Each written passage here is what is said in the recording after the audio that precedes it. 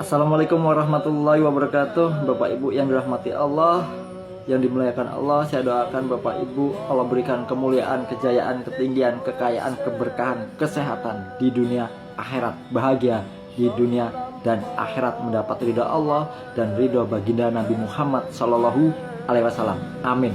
Bapak Ibu yang dirahmati Allah, ada kisah yang sangat ajaib, kisah nyata.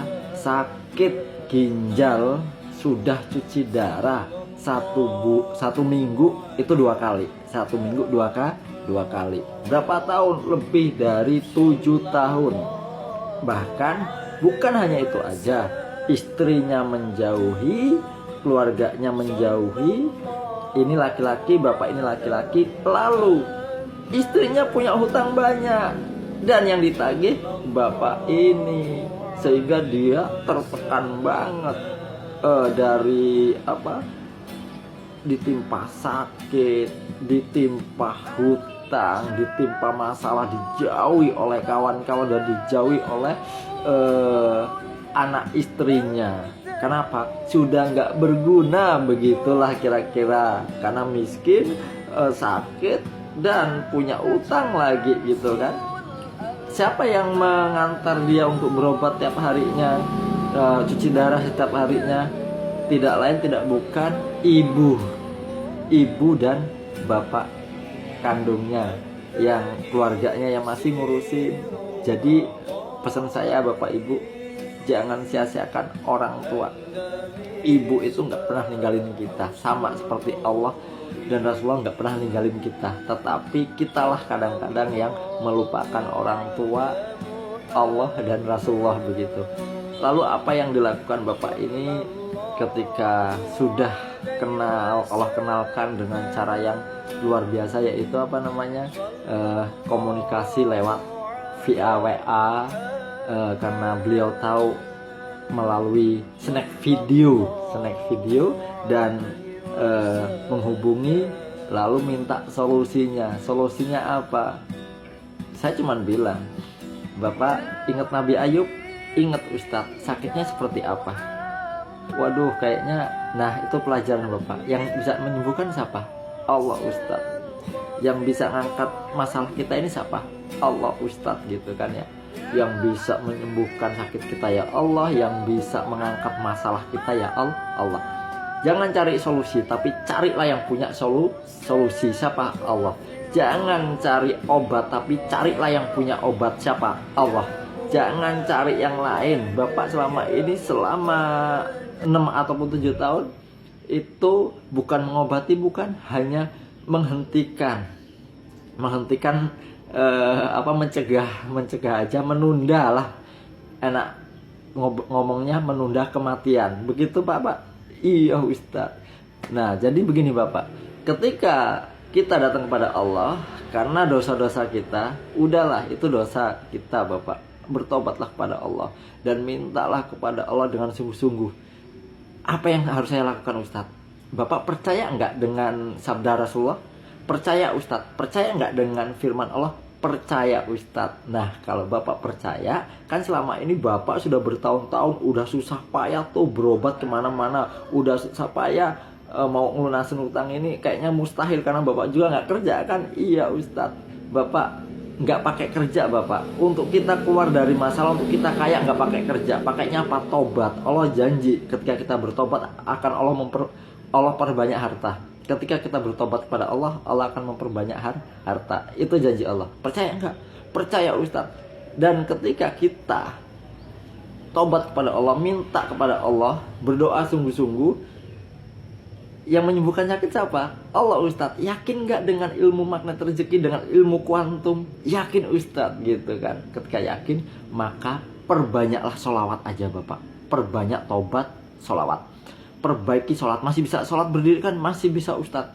Sholatnya di awal waktu. Ketika mau subuh, itu setengah jam, mandilah Bapak. Mandi ya, mohonkan ampun orang-orang gitu kan ya. Mau tidur, mohonkan ampun orang-orang yang zalim kepada kita, menyakiti kita, mohonkan ampun mereka semua. Lalu bangun tidur pun begitu.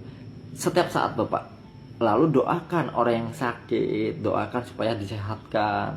Jangan doa untuk kita. Bapak bisa nggak sholat tobat tapi untuk mengampuni dosa orang lain, orang yang zalim kepada kita? Bisa Ustadz. Bisa nggak Bapak sholat hajat, tetapi sholat hajat Bapak bukan untuk diri Bapak, tapi untuk hajat orang lain yang sakit, sembuhkanlah, yang punya utang lunaskanlah gitu. Bisa nggak Bapak? Bisa. Yang sempit lapangkanlah. Bisa nggak Bapak? Bisa Ustadz. Nah, mulai sekarang doanya jangan untuk Bapak, tapi untuk orang lain dulu. Dan sekarang hajatnya jangan untuk Bapak, tapi untuk orang lain dulu. Bisa Bapak? Bisa Ustadz. Lalu perbanyaklah sholawat Jibril Bapak yang enak. Shollallahu ala Muhammad, shollallahu ala Muhammad. Siang malam Bapak, sholawat Jibril lah. Sholawat Jibril lah. Sholawat Jibril. Lalu ketika Bapak minum air putih ataupun makan supaya jadi obat untuk kesehatan, bacakanlah Al-Fatihah. Berapa kali? 3 kali boleh, 7 kali boleh. Lalu ketika minum air putihnya, Bismillahirrahmanirrahim. Teguk, 1 teguk, Alhamdulillah. Bismillahirrahmanirrahim, Alhamdulillah. Selama 3 kali ya. 1 teguk, Bismillahirrahmanirrahim, Alhamdulillah. Gitu terus. Mau makan juga, Bismillahirrahmanirrahim. Udah dimakan 1 suap, Alhamdulillah, memuji Allah. 1 suap lagi, Bismillahirrahmanirrahim, Alhamdulillah. Lagi, Bismillahirrahmanirrahim, masukkan. Ketika ditelan, Alhamdulillah, memuji Allah. Minum, makan gitu ya Bapak ya. Iya Ustadz, insya Allah itu akan jadi obat. Dan sholawatnya beliau sehari semalamnya kadang 15.000, kadang 20.000, nggak pasti Bapak Ibu. Sebanyak-banyaknya. Apa yang terjadi? Dengan ajaib Bapak Ibu, sakitnya sembuh total. Dan apa yang terjadi? Rezekinya luar biasa. Dan Allah datangkan rezeki dari yang tidak disangka-sangka. Masa di rumah nggak ngapa-ngapain, Allah datangkan itu rezeki. Gimana kabarnya Pak Fuad gitu? Kabar saya sehat begini. Udah agak mendingan ini. Oh iya Pak Fuad, kan dulu kan usahanya kan lumayan nih beberapa tahun lalu. Ini saya nih mau nih ngajak Bapak usaha lagi. Ilmunya Bapak bagus nih. Gimana kalau kita kerjasama untuk usaha Bapak? Ya tapi sekarang saya nggak punya kendaraan, nggak punya tempat tinggal, dan saya pun punya hutang yang nggak banyak sih, sekitar 100 sekian juta. Ya untuk saat ini belum bisa apa-apa. Kalau Anda percaya ya ayo kita bareng-bareng bismillah gitu. Dan terjadilah hutangnya dilunaskan oleh kawan ini. Apa yang terjadi? Bisnisnya lancar, sehat dengan ajaib. Kenapa bisa begitu? Karena datang kepada yang punya solusi, karena datang kepada yang punya segala-galanya. Innaka ala kulli syai'in qadir. Siapa? Allah. Allah maha bisa, Allah maha mampu, dan Allah maha segala-galanya. Jika kita datang kepada Allah dengan sungguh-sungguh, apa yang terjadi Bapak Ibu? Allah nggak akan menyanyiakan. Ketika kita mengangkat tangan meminta kepada Allah, Allah maha mulia, lagi maha pemalu. Allah malu kalau hambanya menurunkan tangan gak membawa apa-apa. Karena apa? Allah maha memberi. Kalau kita gak minta kepada Allah, lalu minta kepada siapa? Kalau kita gak memohon ampun kepada Allah, lalu siapa yang bisa ngampuni kita? Kalau Allah udah ridho kepada kita, maka apa yang kita inginkan, apa yang kita butuhkan pasti diberi. Lalu apa yang terjadi? Anaknya, istrinya, orang-orang yang dulu membenci mendatangi, minta maaf, minta ridhonya, minta rujuk lagi, minta karena kenapa? Kalau Anda miskin pasti dijauhi, kalau Anda kaya pasti didekatin. Insya Allah semangat untuk menjadi kaya, sukses dunia akhirat. Wassalam.